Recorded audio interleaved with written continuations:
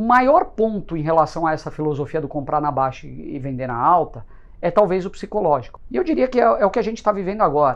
Ela está gerando mais caixa, reduzindo endividamento, etc. E a cotação está caindo, significa que a tua margem de segurança em relação ao que ela vale está aumentando. Então é justamente a possibilidade, a oportunidade de você comprar um bom ativo.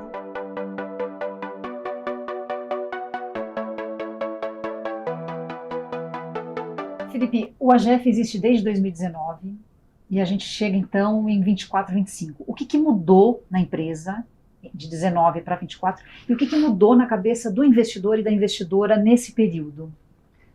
Olha, sobre o AGF especificamente, eu acho que muita coisa evoluiu, né? Inicialmente, quando a gente nasceu lá em 2019, apesar do nosso método não ter mudado desde então, a gente tinha um foco muito educacional. Então, a gente continua com esse foco, obviamente, mas ele deixou de ser o principal driver de resultado da empresa, à medida que outros negócios foram evoluindo. Então lá atrás a gente era praticamente uma empresa monoproduto, a gente tinha um curso chamado Jeito Barsi de Investir, que inclusive até hoje ele existe, já formamos mais de 30 mil alunos nesse curso, e na primeira turma dele foram assim, algumas poucas centenas de pessoas que a gente teve a oportunidade de receber como alunos, e a partir daí, tanto a área educacional foi evoluindo, com outros cursos, um portfólio mais amplo, quanto o nosso aplicativo, ou seja, a gente passou de fato a buscar criar esse ecossistema que a gente chama, que é muito mais com o objetivo de fazer com que o investidor, pessoa física, que cuida dos seus próprios investimentos, não se sinta solitário nessa jornada, porque é uma jornada muito longa e a dificuldade que a gente enxergava no começo todo mundo está muito bem informado agora, mas existem poucas pessoas que de fato sentem a coragem, vamos dizer assim, de comprar a primeira ação, dar o primeiro passo. Então aí veio o nosso aplicativo, a nossa plataforma, que ajuda muito a colocar essa tese, essa teoria em prática. Então a pessoa muito bem munida ali de conhecimentos na teoria e aplicando na prática, a gente acredita que ela tenha plenas condições de atingir um resultado fantástico, né? Hoje o nosso aplicativo ele completa mais ou menos 3 anos. A gente faz a sincronização de carteiras com a B3. Eu diria que hoje talvez a empresa que mais carteiras sincronizadas tem junto com a B3. E nesse período já foram distribuídos mais de 2,5 bi em dividendos para os acionistas dessas empresas que estão sincronizadas. E a gente está com um PL de perto de 14 bilhões de reais em carteiras sincronizadas. Então é algo que ajuda o investidor a dar o primeiro passo e ajuda ele a se manter fiel na estratégia, entendendo de fato que isso está funcionando, e ali com várias ferramentas, né? Desde planejamento de renda, ele sabe qual que é o aporte indicado para cada momento, ele conecta com outros investidores e sabe o que eles estão comprando, vendendo, pensando. Então assim, é quase que uma grande família, uma grande comunidade que se autoajuda e, de novo, para complementar essa jornada que tende a ser muito solitária e que tem uma mortalidade muito grande, né? Porque ao longo dela, que dura vários anos, você vai sendo tentado o tempo todo. Sim. São novas classes de ativos surgindo, são investimentos que dão retornos astronômicos em um determinado ano. Então, a pessoa quer ficar tipicamente mudando em classes de ativos, só que geralmente ela muda para a classe de ativo que já rendeu. Então não necessariamente a que rendeu mais em 2024 é a mesma que vai render em 2025. O que a gente prega muito deixa de lado um pouco essa questão da migração e da diversificação e monta uma carteira de boas ações pagadoras de dividendos que você possa ter ela para o resto da tua vida, como fonte geradora de renda. E do ponto de vista do investidor, quer dizer, do seu cliente, do seu aluno, se a gente pode chamar assim, o que mudou na cabeça desse investidor e dessa investidora de 2019 até agora, 24, 25, 2025? Olha, eu acho que essa é uma excelente pergunta e assim, a gente tem até um certo orgulho de algumas coisas que a gente vê, porque qual que é o grande vamos dizer, o grande slogan do investimento em bolsa. Você tem que comprar na baixa e vender na alta, né? Isso é o que a gente sempre ouve. Primeiro que é muito difícil você fazer o tal do market timing, que é saber quando é a baixa e saber quando é a alta. Ou seja, eu vou deixar de comprar agora, porque eu vou esperar o momento de baixa chegar, e aí sim eu vou fazer o aporte. Só que pode ser que esse momento de baixa não chegue. Começa por aí. Segundo lugar, quando você vende uma ação na alta, além da, claro, ela pode continuar subindo indefinidamente, mas se você vendeu, você tem que ficar procurando a próxima. Então, é uma situação onde você está permanentemente trocando de posições e trocando de carteira. O maior ponto em relação a essa filosofia do comprar na baixa e vender na alta é talvez o psicológico, porque no momento de baixa, e eu diria que é o que a gente está vivendo agora, tá?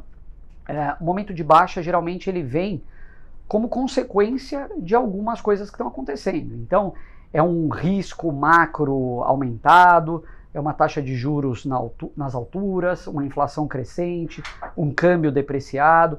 Então, quando você está com esse cenário, geralmente a pessoa fala, bom, mas agora vai piorar, então eu não vou comprar agora, vou esperar. E você perde um bom momento. Então, comprar na baixa, geralmente, é você ir contra a manada. Porque na hora que está todo mundo falando que o mercado de ações é ruim, é a hora que você tem que comprar. Na hora que está todo mundo falando muito bem do mercado de ações, é a hora que você tem que ficar um pouco mais preocupado.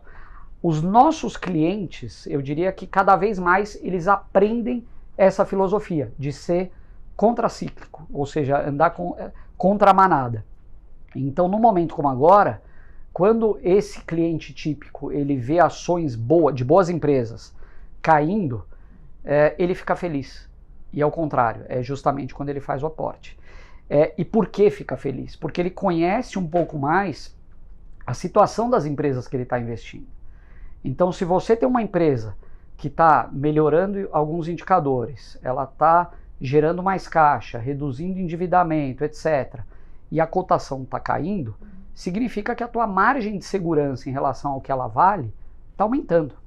Então é justamente a possibilidade, a oportunidade de você comprar um bom ativo a um bom preço, como a gente estava falando lá no início. E Felipe, como é que a gente se blinda da tentação de consumir? Quer dizer, como é que aquele dinheiro que é para investimento, eu não saco ele, troco de carro, viajo, são coisas importantes também, mas que talvez aquele dinheiro não tenha essa função. Como é que eu então me blindo dessas tentações momentâneas? Bom, eu acho que se o Barsi estivesse aqui sentado no meu lugar, a primeira coisa que ele falaria é que você tem que controlar o seu ego, né? E existem, é claro, inúmeras tentações. Isso sempre vai existir. Eu acho que em tempos de redes sociais e digitalização, elas tendem a aumentar exponencialmente. Você é bombardeado constantemente de coisas que podem fazer com que você desvie desse objetivo de montar uma carteira. Mas eu acho que a questão da priorização, ela é fundamental. Então, primeiro, você está trocando ativos que vão perder valor ao longo do tempo, por exemplo, um carro, por ativos geradores de renda que tendem a te proteger da inflação no longo prazo. Essa é uma diferença muito óbvia na construção de patrimônio. Se você você só consome bens duráveis que vão perder valor com o tempo, o teu patrimônio vai sendo corroído. Se você vai direcionando justamente para essa carteira, isso tende a melhorar. E eu acho que à medida que a pessoa vai vendo o resultado na estratégia, naturalmente ela começa a gerar essa priorização automática, de forma automática. Então você fala, poxa, eu tenho a possibilidade de comprar mais ações daquela empresa que está super barata, que eu já conheço bem, e sei que vai me gerar 10, 12, 15% de yield, versus um ativo que daqui a 3 anos vai valer, sei lá, 60% do que ele vale hoje. Coisas desse tipo. É complicado. Agora, qual que é o futuro do AGF? Vocês pensam em se tornar uma corretora, virar um banco, uma fintech, um banco digital? O que vocês imaginam? Qual é o planejamento para o AGF? Anny, eu acho que antes de falar de futuro, assim, olhando para o que foi feito recentemente, assim, a gente tem muito orgulho de algumas coisas que foram construídas. Nesse ano de 2024, por exemplo, eu acho que alguns marcos muito importantes na trajetória do AGF aconteceram. Primeiro, foi uma reformulação completa da plataforma. Então, a gente investiu pesado em tecnologia, em segurança, para trazer uma plataforma muito mais friendly para o usuário, que conversa com os objetivos dele e com uma intuitividade que faz com que, simplesmente navegando nela, ele consiga aprender o método. Isso é uma coisa que a gente preza muito. Então, esse foi um avanço enorme de 2024. Fizemos o AGF Day, que eu acho que foi um outro grande marco na nossa história. A gente trouxe o Morgan Housel para o Brasil, o autor do Psicologia Financeira, vários outros CEOs de empresas que a gente conhece, gosta, etc. E assim, foi algo que não só deu uma visibilidade, mas colocou luz em que o investimento em boas empresas, ele vai existir para sempre, principalmente com foco em value investing, ou seja, você buscar bons ativos depreciados. Isso é uma coisa que a gente fez esse ano e que certamente a gente buscará crescer nos próximos anos. Outro, acho que grande marco esse ano foi a parceria com Columbia University que a gente fez, onde a gente pôde levar um grupo de quase 50 brasileiros para fazer o módulo internacional do nosso MBA e aprender na casa onde o Warren Buffett aprendeu, né? Então isso acho que foi muito emblemático. Olhando para frente, é claro, a gente pretende muito continuar evoluindo nessa visão voltada para a pessoa física. Eu acho que isso é o nosso DNA, sempre vai estar no nosso DNA, com o método permeando todas as nossas entregas. Então, desde o curso até o aplicativo, até o AGF Day, sempre vai ter o método por trás de tudo isso.